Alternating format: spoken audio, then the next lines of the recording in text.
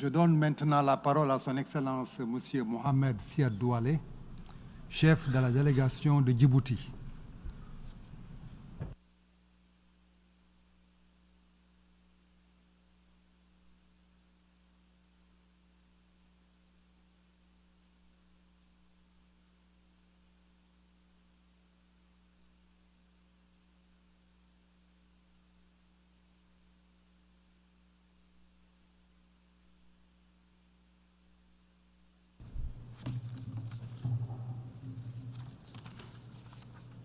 Monsieur le Président, je souhaiterais de prime abord féliciter très chaleureusement son Excellence M. Philemon Yang, Président de l'Assemblée générale pour la 79e session, et l'assurer du plein soutien de la République de Djibouti dans l'exécution de son mandat. Le thème que vous avez choisi pour cette session, l'unité dans la diversité pour l'avancement de la paix, du développement durable et de la dignité humaine partout et pour tous, résume et révèle ce que réclament de millions d'êtres humains de par le monde. Un monde moins inégal, plus solidaire, pacifié et prospère.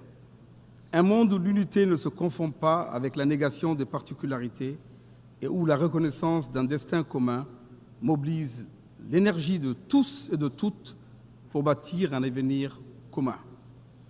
Nous réitérons notre gratitude à votre prédécesseur, M. Denis Francis, pour l'immense travail accompli. Monsieur le Président, le monde traverse une période périlleuse caractérisée par les désordres et l'incertitude. La crise est observable à plusieurs niveaux. Les conflits prolifèrent et se font de plus en plus violents. Les conflits en Ukraine et à Gaza continuent à faire rage sans que nous nous convenions de conditions pour la conclusion d'un accord de cessez-le-feu. Le terrorisme progresse dans plusieurs parties du monde, y compris sur le continent africain, où la métastase qu'il connaît constitue une source de préoccupation pour nous. Le déficit de financement annuel des ODD se creuse dangereusement chaque jour davantage et de nombreux pays font face à une situation financière difficile, aggravée par la multiplicité des chocs exogènes et le fardeau de la dette. La crise de confiance entre les États membres affecte le système multilatéral et mine sa crédibilité. Le risque de fragmentation géoéconomique et les guerres commerciales constituent un ensemble de facteurs qui impactent négativement la croissance économique mondiale, génèrent un chaos dans lequel se perdent les intérêts et la voix des pays en voie de développement. Le diagnostic, nous l'avons déjà posé depuis nos débats qui remontent à la célébration du 75e anniversaire des Nations Unies. Nous ne nous reviendrons donc pas. La question est de savoir si nous serons en mesure d'utiliser les fenêtres d'opportunité de renouvellement qui se présentent à nous, car fort heureusement, il y en a. Nous devons redoubler d'efforts, surmonter nos divisions et mener une action collective afin de mettre fin au conflit, mettre en place des politiques, des programmes d'investissement et de partenariat pour rattraper le retard pris dans la mise en œuvre des ODD et reformer les institutions financières internationales de manière à ce qu'elles puissent répondre de manière prompte et efficace aux urgences et aux chocs systémiques auxquels de nombreux pays du monde font face. Monsieur le Président, les institutions financières doivent fournir aux pays en voie de développement un accès à un volume plus important de subventions et de financement à des conditions favorables, tout en préservant leur tolérance au risque pour les investissements liés au développement durable, y compris l'utilisation d'instruments de risque innovants. Ces solutions doivent être discutées, approfondies dans le sens de leur mise en œuvre au sein du Conseil économique et social, dont le rôle et la place doivent être renforcés. L'ONU, comme le stipule la Charte, doit jouer un rôle important dans le travail de coordination économique mondiale, car c'est l'organisation la plus démocratique. L'ECOSOC doit continuer à jouer un rôle de premier plan dans l'identification des défis émergents, la promotion de l'innovation et la réalisation d'une intégration économique, sociale et environnementale du développement durable. Nous saisissons cette opportunité pour exprimer notre profonde gratitude aux États membres des Nations Unies pour la confiance qu'ils ont témoignée envers mon pays, Djibouti, en l'élisant en juin dernier comme pays membre de l'ECOSOC pour la période 2025-2027. Vous pourrez compter sur cette délégation pour défendre ces domaines prioritaires au sein de l'ECOSOC au cours de son mandat.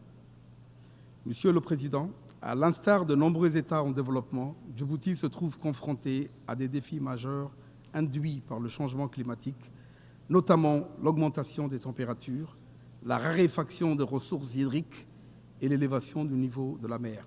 Face à ces menaces persistantes, le gouvernement djiboutien a mis en œuvre une série de mesures ambitieuses et multidimensionnelles visant à atténuer les effets du changement climatique et à renforcer la résilience du pays. La COP29 offre une autre fenêtre de renouvellement pour la communauté internationale pour éviter que le retard pris dans les engagements en matière de changement climatique ne soit irrattrapable. Elle constitue une opportunité vitale afin d'ériger l'adaptation en priorité absolue et mobiliser les ressources adéquates. La promesse de versement de 100 milliards de dollars par an n'a pas été tenue. Il est urgent de rétablir la confiance en procédant au versement rapide des milliards de dollars nécessaires. Il faut tout mettre en œuvre pour mettre les mesures d'adaptation nécessaires et une transition équitable vers les énergies renouvelables dans les pays à faible revenu. Il faut de toute urgence opérationnaliser le fonds pour les pertes et les dommages qui est créé pour aider les pays et les personnes qui pâtissent des effets inévitables du changement et mobiliser davantage de ressources. C'est une question qui affecte les droits de milliards de personnes. C'est un obstacle au développement et c'est également une menace existentielle. Mr. President, we welcome the adoption of the Pact of the Future and its annexes, the Global Compact and the Declaration on Future Generations. We live in an era of disruptive technological advances and complex challenges. Djibouti is grateful to the United States for having spearheaded the effort that led to the unanimous adoption by the General Assembly of the first ever resolution on artificial intelligence to promote safe, secure, and trustworthy artificial intelligence systems for sustainable development. We in Djibouti are convinced that preparing for the future requires optimizing our country's human capital as the most sustainable key to economic growth. Like many other African countries, Djibouti's population is young. Its population is a tremendous asset and a huge competitive advantage if it is harnessed through investment in skills development and new technologies to promote quality job and workforce competitiveness. We have the ambition to vigorously pursue education systems focused on accessing advanced technological skills. Monsieur le Président, Djibouti se félicite des progrès accomplis par la Somalie dans ses efforts de stabilisation du pays, ainsi que l'approche holistique développée par le gouvernement du président Hassan Sheikh Mohamed pour approfondir la paix.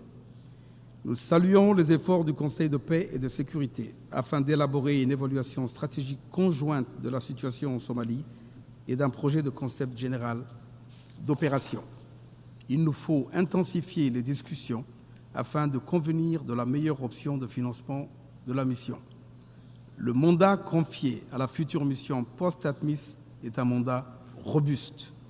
La menace sécuritaire par les attaques terroristes de Al-Shabaab constitue un obstacle majeur à nos efforts conjoints et doit être éliminé le plus rapidement possible.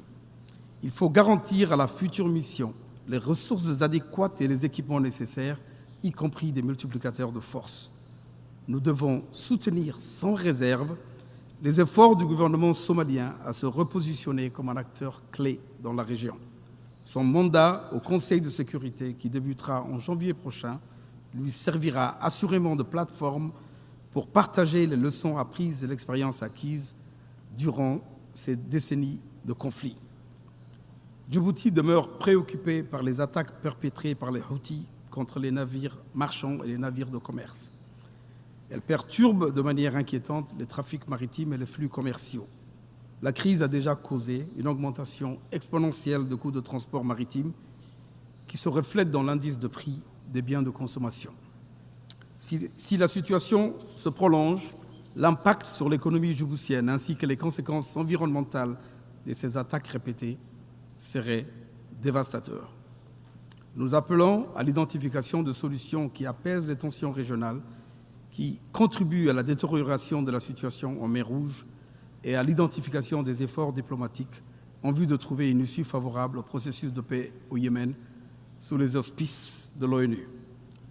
Mr. President, we are profoundly alarmed by the continued deterioration of the situation in the Middle East and Gaza and the West Bank in particular. The violence continues unabated. We are profoundly saddened by the continuous loss of lives, in particular children in Gaza, the collective punishment of the Palestinian people, the indiscriminate and continued bombings, and the unlawful occupation in the form of a total siege. The attack on Lebanon has accelerated the regional conflagration we all feared. We express hope that the parties would agree to the 21-day ceasefire called for by the US and France. We must avoid at all costs an all-out war. We welcome the resolution recently adopted at the General Assembly 10th Emergency Special Session by an overwhelming majority. The solution demanded by the Security Council, the General Assembly, the Arab Peace Initiative, and by all the 140 states that already recognize the state of Palestine is a two-state solution. It is the only solution that can lead to lasting peace and security. And this is the very solution that has been blocked by Israel's defiant insisting on maintaining its occupation of Palestinian territory in perpetuity. Mr. President, we are troubled by the continued deterioration of the situation in Sudan, the third largest African country and a founding member of IGAD. We are saddened by the tragic loss of lives, the destruction of infrastructure, and the devastating humanitarian catastrophe that it has caused. Djibouti, under the leadership of President Gele, current chairman of IGAD, has held many meetings at summit level to explore avenues for a peaceful resolution of the conflict. Djibouti reaffirms its commitment to the territorial integrity, sovereignty, political independence, and unity of Sudan. In line with African Union Peace and Security Council decisions, we underscore the importance of ensuring the protection of the Sudanese state, its institutions, and its people.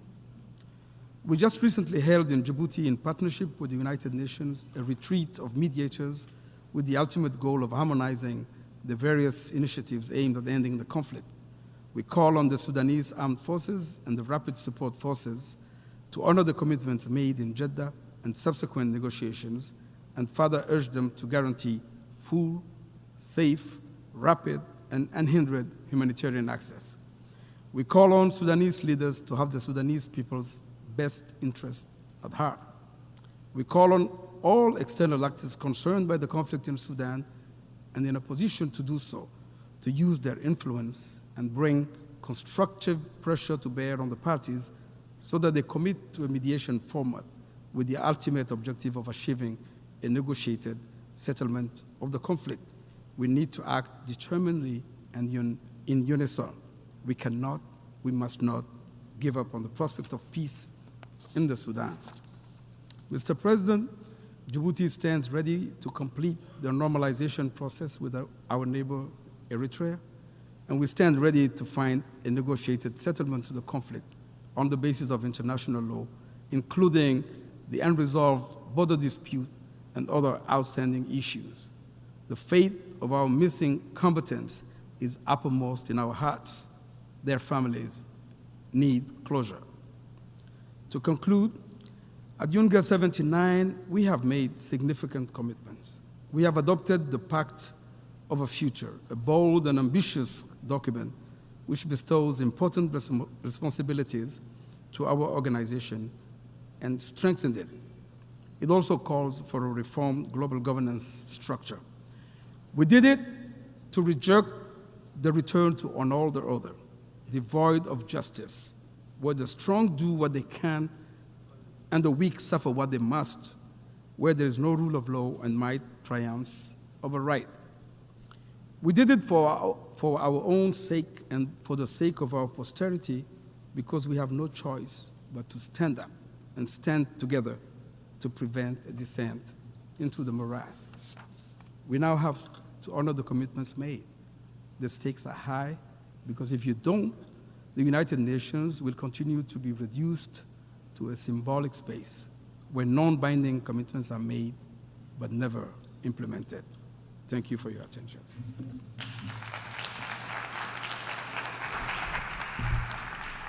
Je remercie le chef de la délégation de Djibouti